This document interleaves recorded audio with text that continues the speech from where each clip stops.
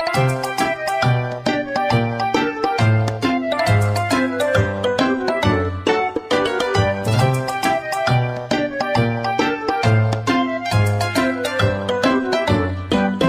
guys, welcome back.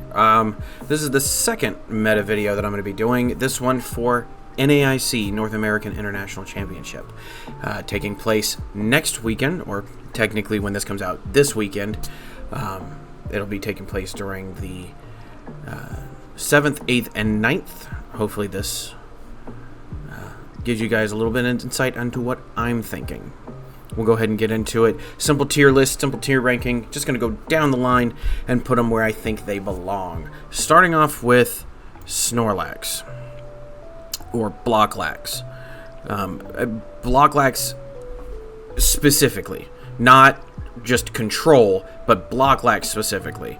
I think it's been in the meta long enough, and we've figured things out with Blocklax that we're able to put it in C tier. I think it's probably better than C tier, but going into this meta, especially with things like Dragapult and things like that, Blocklax itself, I think, takes a backseat to Control in general. I think it's the least likely to be seen of the Control decks, but I think it's C tier. Shin-Pao.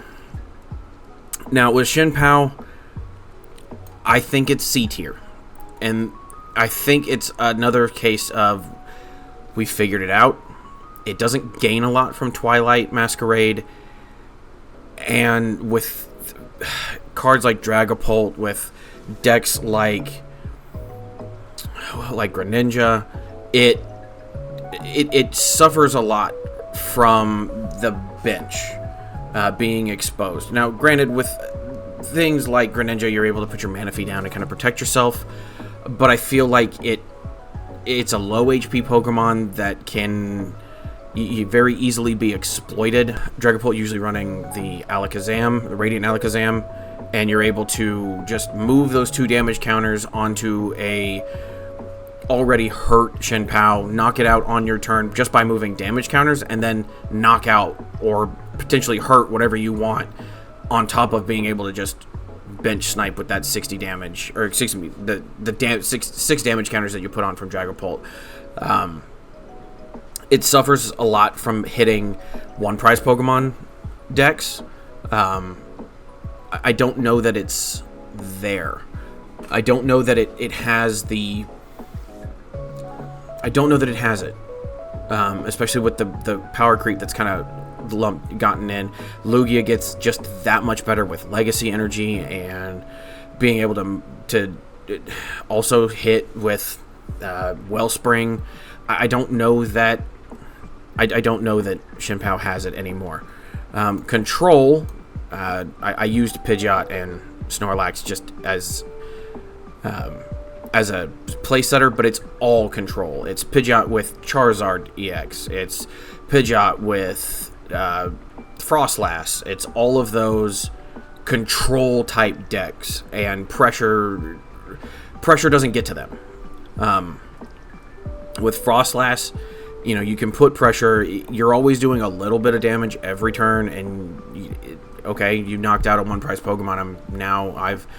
You've unlocked counter catchers. You've unlocked things that Control really doesn't care about.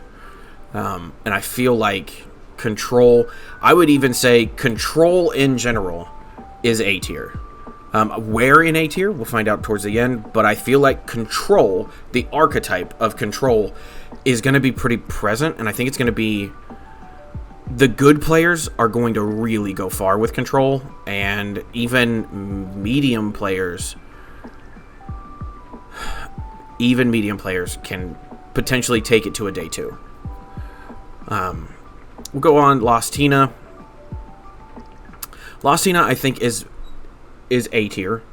With another high HP Pokemon like Dragapult in the format, and it not...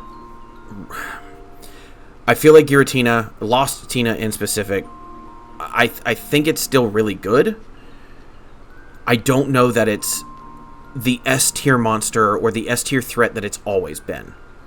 I do want to... I'm even tempted to bump it down further, but I like Lost Tina. Of all the Lost box, I like Lost Tina. Moon, I'm putting in D tier. It wants to do a lot, but it doesn't do enough. It's ancient box, but it's not. And I feel like Moon doesn't quite get it enough. I wouldn't be surprised if Moon ends up being less than 1% of the meta share. Ancient box. The right ancient box player, and it's gotten better as Twilight Masquerade has come out, and we've gotten more playtime with ancient box, Dino box as I used to call it. I think it has this inevitability factor to it. At the end of the day, it can catch up because it's going to take KOs. Simple as. It's just going to take KOs towards the end. Now, can it take those KOs with enough time in the prize race? That's the question, and I think that's a skill. I think that's a player-driven metric in playing this deck, but I do think it's B tier.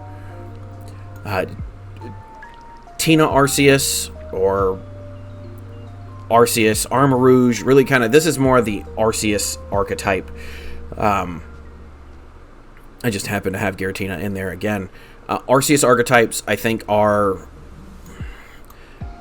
they're C tier. I think they're above Blocklax in general.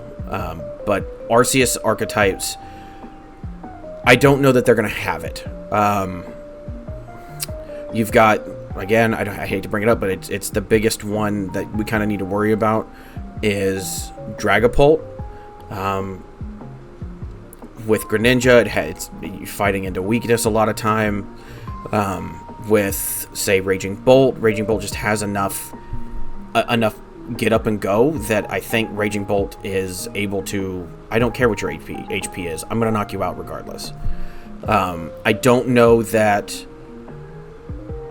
Arceus archetypes are going to be good enough to get over the hump with the new meta for NAIC. But I will admit that I do think that a good pilot with the right RNG will go really far with them. I know I say a lot. So with that, I'm tempted to put Arceus as a whole in B tier, but I feel like the power creep has just set in, and Arceus as an attacker doesn't do everything it needs to do. It needs a better attacker with it to supplement the damage output, and I don't know that we have a lot of V Pokemon that do that anymore. I mean, Giratina.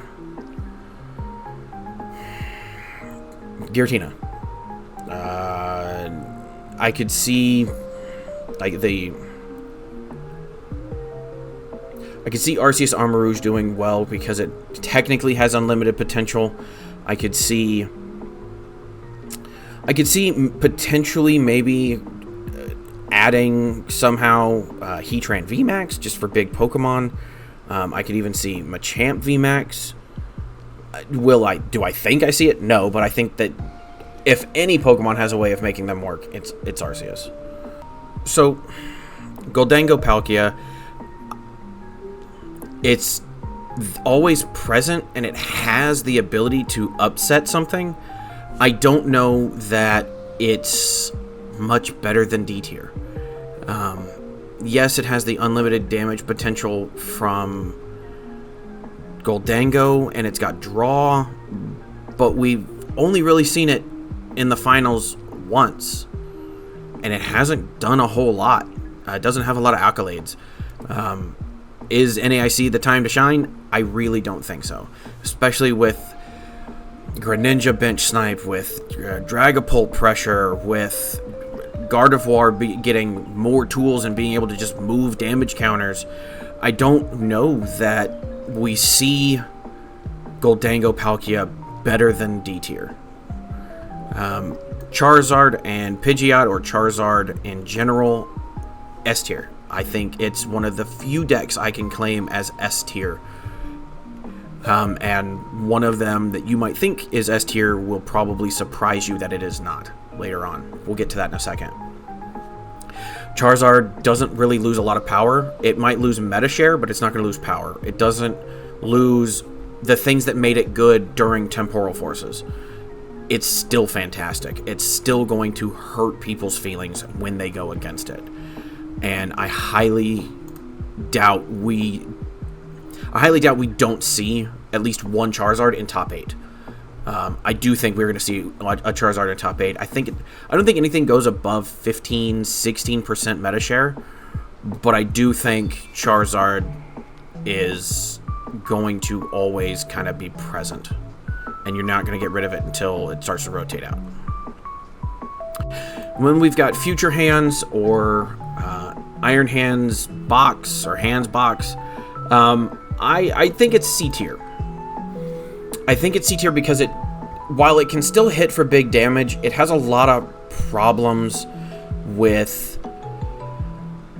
the HP creep that is showing up. We're seeing stage 2s be able to be put out faster and easier than before, with more consistency, and I don't know that Hands, or Future Hands, as I've been calling it, it has what it needs to be a top tier deck.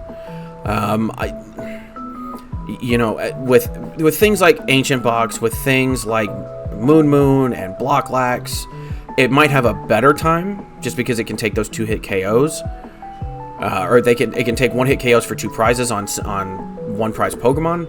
But I don't know that it can get through the big stuff like the 280 damage. I don't know that it can get through the 330 HP. I don't think it hits the numbers properly, and I don't think we see it a lot. Moving on to Guardy. I think Guardy's S tier. I think it's gonna come back, and it's gonna come back with a vengeance. The meta's been kind of dominated by Charizard and Dark Pokemon, with Dragapult out now, and with Monkey Dory, and things being able to just hit for bigger in Guardy, and it not have to use Hero's Cape as its A-Spec. It can now use something else. I think Gardevoir is S tier, and I'm gonna say we see at least one in top 8. I don't have anything bad to say about Guardy. It's always lurked in A tier, S tier for me. Guardy is going to go far, and you need to be prepared for it. We've got Diplin, or the Festival. I'm putting it in D tier. When it hits hard, and it slaps, and it keeps slapping, and it's a 1-prize deck that really doesn't care about your 2-prize deck. However, it falls prey to the same trappings as a lot of 1-prize decks, where you kind of start to run out of resources later in the game, or you might not get what you need right when you need it, and that can be a big problem for 1-prize decks, and Diplin in particular.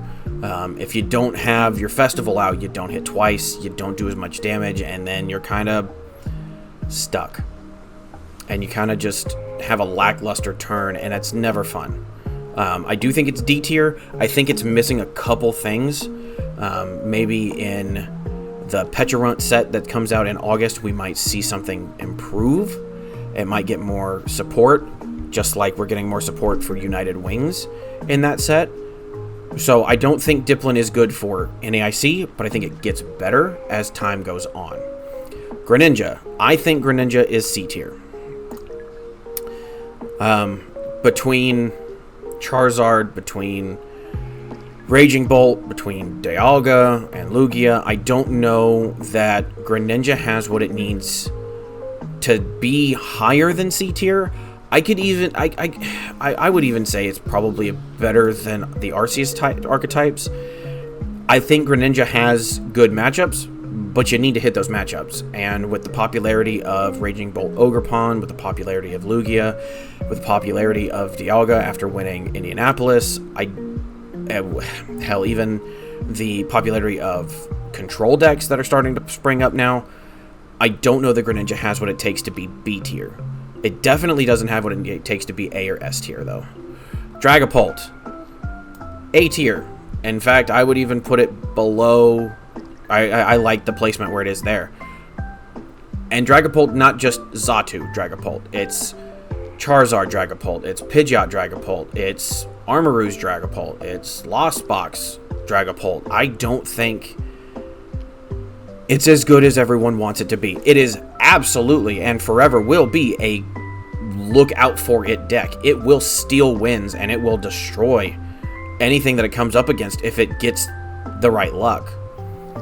But it really hinges on having an energy accelerator, and if you can kind of just keep the energy accelerator away, be it through Collapse Stadium, be it through bench snipe, be it anything like that, just being faster and just smashing what's in front of you with bosses,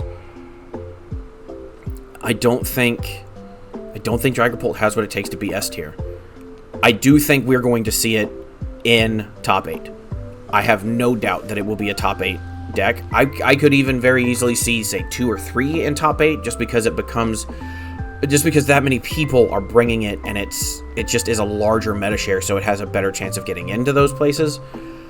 I don't know that on a competitive level, after all the testing I've done with it and against it, that it is an S tier deck. Moving on, though, we have Lugia. Lugia is S tier. Legacy energy, instead of running it with the Blood Moon, you can run it with Radiant Charizard. You can use Roxanne to get both the Charizard and the Legacy back. Charizard at that point becomes a 0 prize Pokemon when you use it. You can use Roseanne to retrieve that Legacy, so you can reuse Charizard. You can get your Mesa Goza back with it. I feel like Lugia has risen from the ashes and has become a phoenix, even though it is supposed to live in the water. I definitely, absolutely think that Lugia has what it takes to be an S tier deck, and I think we definitely see it in top 8.